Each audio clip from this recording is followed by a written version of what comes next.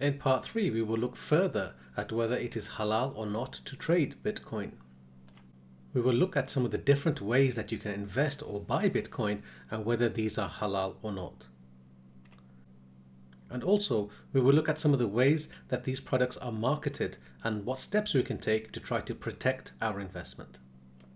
Okay, the next question to ask is, whether you take a view of Bitcoin being halal or haram, and you can find scholars who will have either of these views. There's no clear-cut opinion today, as well as the view that there's no answer at the moment. Some scholars will just say, I don't know, and that's a valid opinion to have as well.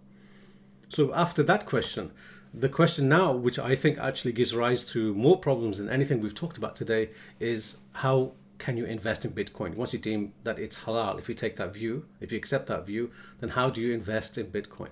And the question is that this is a very difficult thing to address. And I think this is where most of the problems occur. Most of the problems do not necessarily occur over the question of whether it's halal or haram, because you can find any opinion that you like. The problem we really face as retail people, average Muslims, right, is if you deem that it's halal, then how do you get into it? Right, so let's assume that you found an opinion that you like, that it's halal, and it's our nature. We will find opinions that we like. If you hear it's halal, but if you hear it's haram, for example, and then but you actually if you think there's profit to be made in it, you'll probably just go to another scholar and ask him, is it halal? Or what? And then you ask another scholar, then you ask another scholar, and eventually you'll find one that says it's halal, or maybe it's halal, and then you'll be happy with this, right? So this is our nature. So you can make of that what you will, but I'm saying if you do come to a conclusion that you're happy with, that it's halal, the next question is, how do you invest in it, or how do you buy it? So first of all, you have to be careful how you actually buy the currency. So if it's halal, what you must do, if you want to invest in it or buy it, you must buy it outright, right?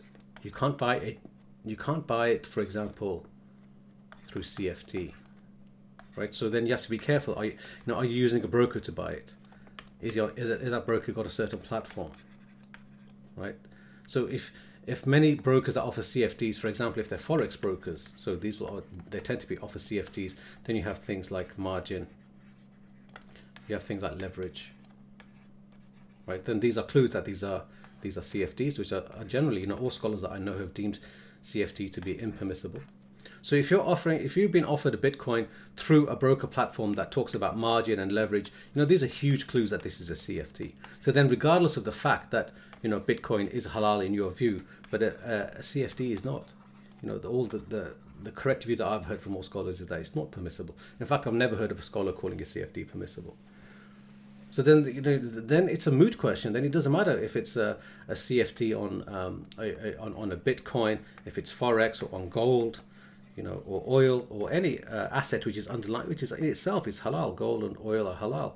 But if you're buying them through a CFT, or if you're buying them through futures, for example, then that makes that transaction haram, right? Even if the asset is permissible, if your transaction to buy it is impermissible, then it's haram to undertake that transaction.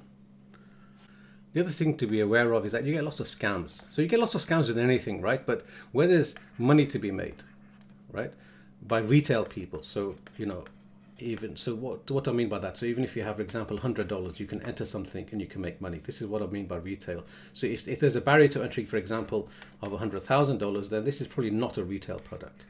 This is more institutional or professional or specialist investing. But what I mean by retail, so this is the one where most scams occur, because most of us can probably find something like $100 to invest, right? So people will target these kinds of products where there's low barrier to entry.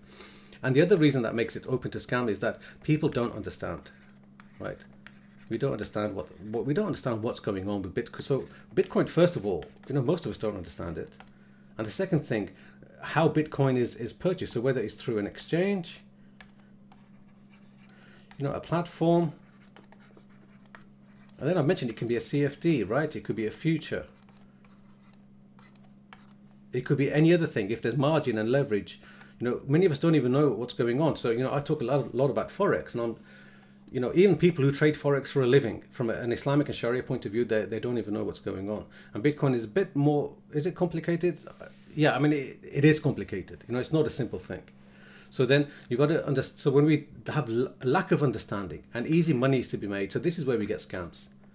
right? So that's one thing to be careful of, that, if you are interested in Bitcoin, if you do think it's halal, and then you do want to invest in it, that probably, I could say that 90% of what you're going to see is probably linked to a scam, right? Even if it's not linked to a scam, it's probably linked to something that's not even Sharia compliant, right? And this is the case even if your view is that Bitcoin is halal, right? So you've got to be very careful as to what you're seeing. In part 4, we will look at some of the practical considerations that we have to bear in mind when we look to invest in or buy crypto. And we look at some of the challenges that we face when we try to decide whether Bitcoin is halal or not.